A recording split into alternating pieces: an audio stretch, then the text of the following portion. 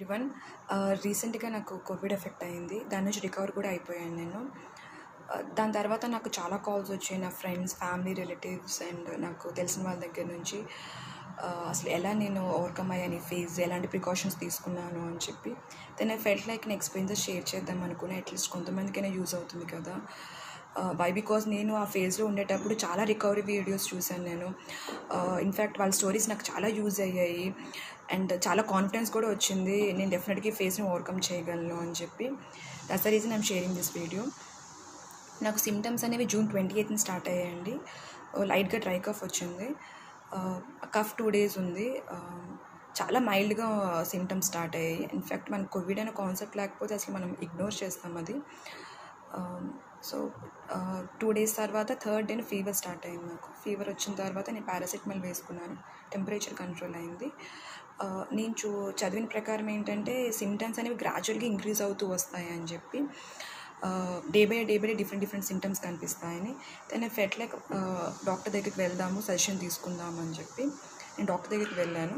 So ఆమె ఏం చెప్పారంటే, సిమ్టమ్స్ అనేవి మీకు చాలా మైల్డ్ ఉన్నాయి, ఇన్ఫ్యాక్ట్ టెంపరేచర్ కూడా కంట్రోల్లో ఉంది.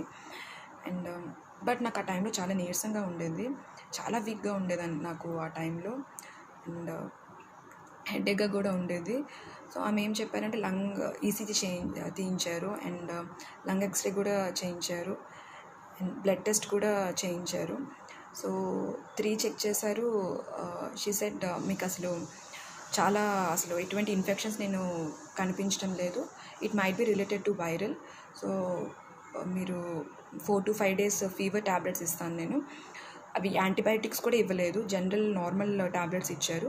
సో 4 to 5 days తర్వాత స్టిల్ మీకు ఫీవర్ కంట్రోల్ అవ్వకపోయినా ఆర్ఎల్స్ మళ్ళీ టెంపరేచర్ రైజ్ అయినా, ఎటువంటి డిఫరెంట్ సిమ్టమ్స్ కనిపించినా సరే ఆమె మళ్ళీ విజిట్ చేయమని చెప్పారు.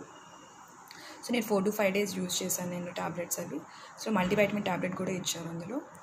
So I think symptoms start అయిన 8th day or 7th day నాకు స్మెల్ రిడక్షన్ నోటీస్ చేశాను నేను. స్ట్రాంగ్ స్మెల్స్ ఏవి నాకు రావడం లేదు, అంటే కంప్లీట్గా రెడ్యూస్ అవ్వలేదు, పార్షియల్గా రెడ్యూస్ అయింది. సో నేను అది నోటీస్ చేసిన తర్వాత వెంటనే డాక్టర్ దగ్గరికి వెళ్ళాను నేను. She said it's a big symptom, మీరు వెంటనే కోవిడ్ టెస్ట్కి వెళ్ళండి అని చెప్పారు. సో నాకు బయట సిచ్యువేషన్స్ చాలా డిఫరెంట్గా ఉన్నాయి, టెస్ట్ రిజల్ట్ అండ్ యాక్యురేట్గా కూడా రావటం లేదు.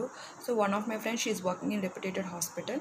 సో ఆమె నాకు ఏం సజెస్ట్ చేశారంటే సిటీ స్కాన్ చేయించుకోమని చెప్పారు. రిజల్ట్ వెంటనే తెలిసిపోతుంది అసలు లంగ్స్ ఏ లెవెల్లో ఇన్ఫెక్ట్ అయింది ఏంటనేది, అండ్ అసలు ఇన్ఫెక్షన్ ఉందా లేదని తెలిసిపోతుంది అని చెప్పి చెక్ చేసుకోమని చెప్పారు.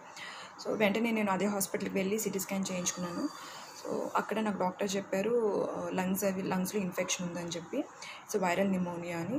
So there high possibilities of covid అని చెప్పారు.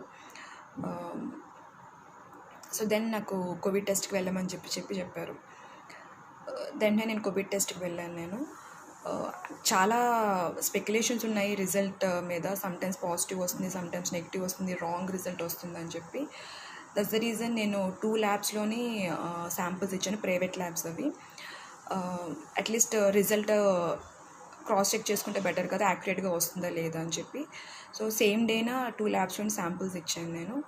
సర్ప్రైజింగ్లీ ఒక ల్యాబ్ పాజిటివ్ ఇచ్చింది, ఇంకో ల్యాబ్ నెగిటివ్ ఇచ్చింది. సో అసలు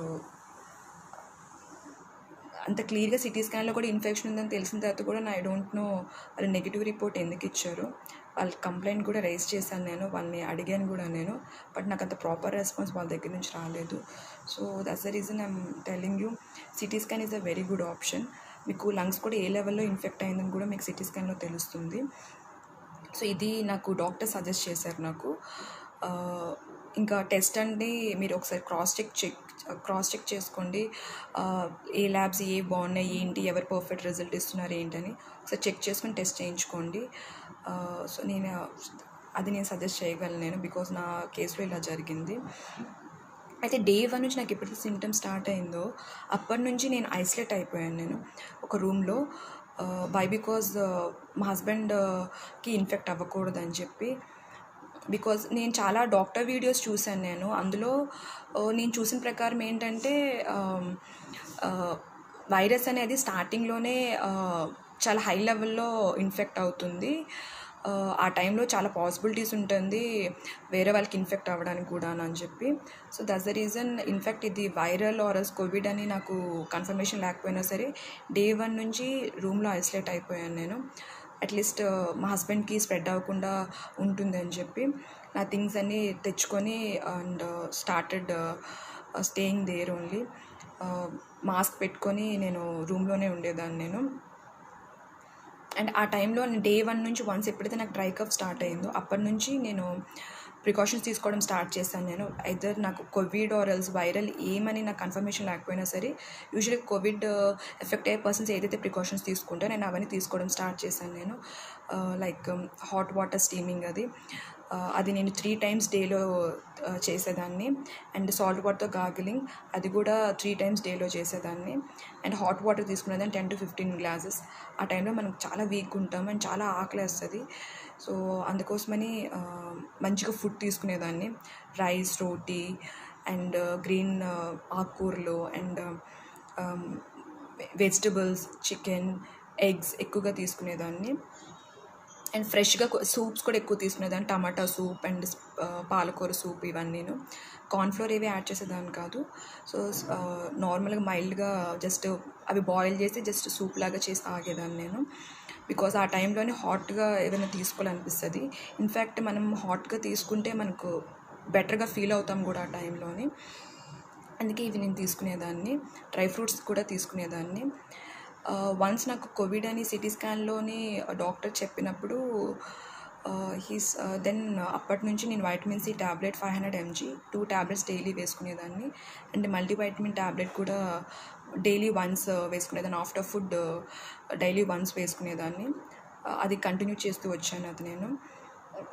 నాకు ఎప్పుడైతే సిమ్టమ్స్ స్టార్ట్ అయ్యాయో అది మేజర్గా మనకి బాదర్ చేసే థింగ్ ఏంటంటే రెస్పిరేటరీ ప్రాబ్లం. మనకి ఊపిరి అది సరిగ్గా ఆడకపోతే దెన్ మనకి హాస్పిటల్లో అడ్మిట్ అవ్వాల్సి వస్తుంది. సో అందుకోసమని నేను ఆక్సిమీటర్ తెచ్చుకున్నాను నేను. సో నా ఆక్సిజన్ లెవెల్స్ అనేవి టైం టు టైం చెక్ చేసుకునేదాన్ని. డైలీ కనీసం ఒక 10 to 15 times చెక్ చేసేదాన్ని. వై బికాజ్ మనకు ఆ టైంలోని చెస్ట్ డిస్కంఫర్ట్ ఉంటుంది.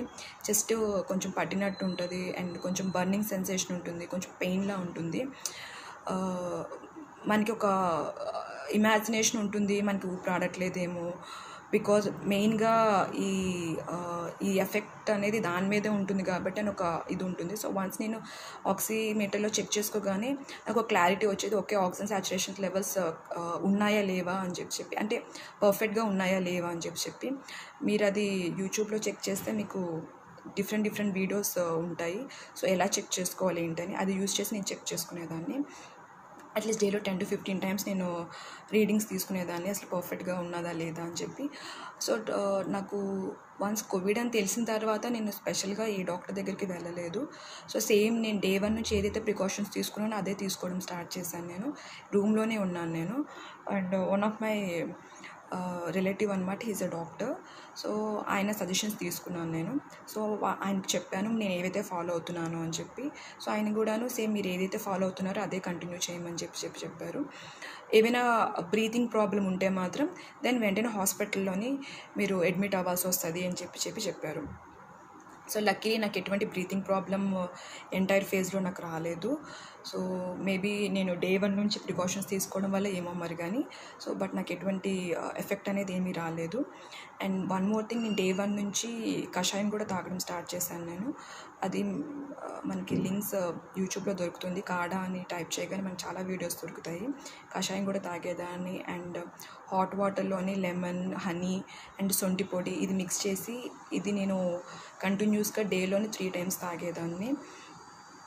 కషాయం మాత్రం ఒకసారి తాగేదాన్ని డేలోని. అండ్ మ్యాక్స్ టు మ్యాక్స్ ఆ టైంలోని హాట్ వాటర్ ఎక్కువగా తీసుకోవడం, కొంచెం హాట్ లిక్విడ్స్ ఎక్కువ తీసుకుంటే ఆ టైంలో కొంచెం బాగా రిలాక్సింగ్గా అనిపిస్తుంది, చాలా వీక్గా అనిపిస్తుంది. సో మంచిగా ఫుడ్ తీసుకోవాలి ఈ టైంలోని. అండ్ డెఫినెట్గా నాకు ఈ సిమ్టమ్స్ అనేవి almost 15th day 16th dayకి normal అయిపోయాను నేను. సో ఫీవర్ అదంతా ఏం లేదు ఇంకా. అండ్ ఎనర్జీ కూడా గెయిన్ అయ్యాను. అండ్ నా స్మెల్ ఏదైతే రెడ్యూస్ అయ్యానో అది కూడా నేను కంప్లీట్గా డిటెక్ట్ చేయడం స్టార్ట్ అయింది. అండ్ వీక్నెస్ అదంతా కొంచెం గ్రాడ్యువల్గా తగ్గుతూ వచ్చింది. సో చెస్ట్ డిస్కంఫర్ట్ అండ్ చెస్ట్లో పట్టడం ఇదంతా కూడా తగ్గింది. ఆ టైంలో మనం చాలా రెస్ట్ తీసుకోవాలి. మ్యాక్స్ టు మ్యాక్స్ కొంచెం పాజిటివ్గా ఉంటూ రెస్ట్ తీసుకోవాలి. అండ్ డెఫినెట్గా ఒప్పుకుంటాను, ఈ ఫేజ్ నేను క్రాస్ అయ్యాను కాబట్టి కాన్ఫిడెంట్గా చెప్పగలుగుతున్నాను. బట్ వన్స్ కోవిడ్ అని ఇనిషియల్గా డే 1 నుంచి నేను కొంచెం ప్రిపేర్డ్ ఉన్నాను. బికాజ్ నాకు అంత వీక్నెస్ కానీ అలాగా అంత డిస్కంఫర్ట్ కానీ ఎప్పుడూ నేను ఫీల్ అవ్వలేదు. సో నేను డే 1 నుంచి ఇది might be related to Covid అని నేను అనుకున్నాను నేను. సో అప్పటి నుంచి కొంచెం ప్రిపేర్డ్ ఉన్నాను నేను.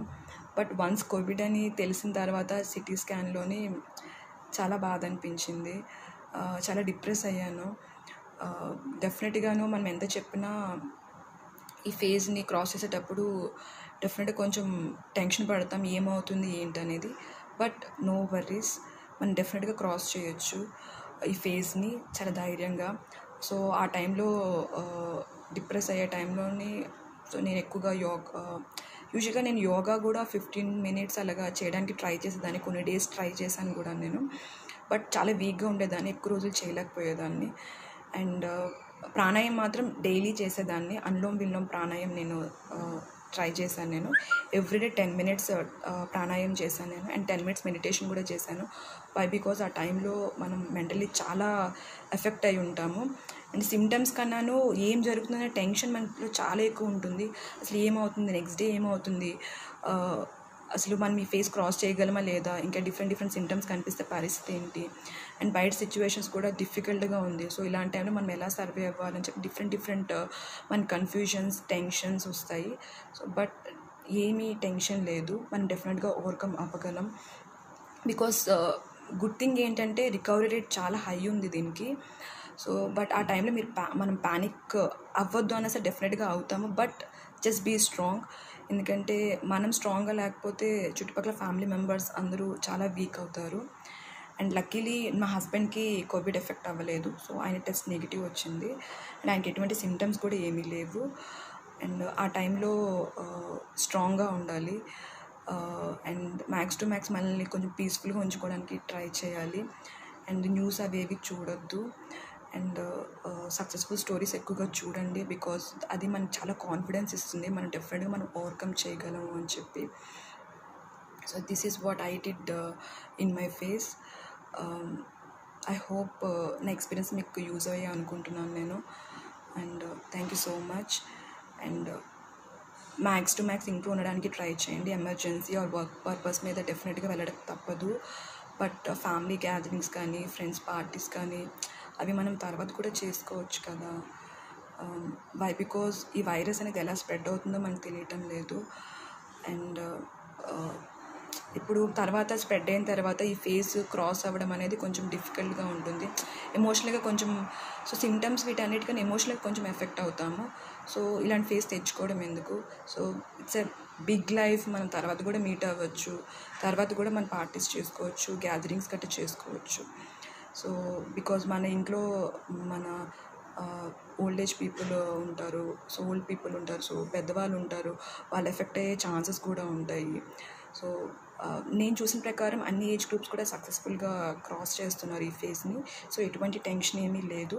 బట్ డే 1 నుంచి మనం ప్రికాషన్స్ తీసుకోవడం స్టార్ట్ చేయాలి. ఇది నా ఎక్స్పీరియన్సెస్లో నేను నేర్చుకున్నది. డే 1 వన్స్ మనకి ఎప్పుడైతే కొంచెం నీరసంగా అనిపించినా, ఇలాంటి సిమ్టమ్స్ స్టార్ట్ అయినా సరే వెంటనే మనం ప్రికాషన్స్ తీసుకోవడం స్టార్ట్ చేయాలి. సో స్టార్ట్ చేయగానే ఐ ఫెల్ట్ బికాస్ ఇనిషియల్ స్టేజ్లోనే చాలా ఎక్కువగా ఉంటుంది దీని ఎఫెక్ట్ అనేది. సో అప్పుడు మనం కంట్రోల్ చేయగలం usually. Because I saw couple of videos of కొంతమంది డాక్టర్స్ వీడియోస్ కూడా నేను చెక్ చేశాను. ఇన్ఫ్యాక్ట్ వాళ్ళు కూడా ఇదే షేర్ చేశారు. So this is about it. And I hope నా ఎక్స్పీరియన్స్ మీకు యూజ్ అయ్యే అనుకుంటున్నాను. And one more thing, Covid చుట్టుపక్కల ఎవరైనా ఎఫెక్ట్ అయినా ప్లీజ్ వాళ్ళకి హెల్ప్ చేయండి.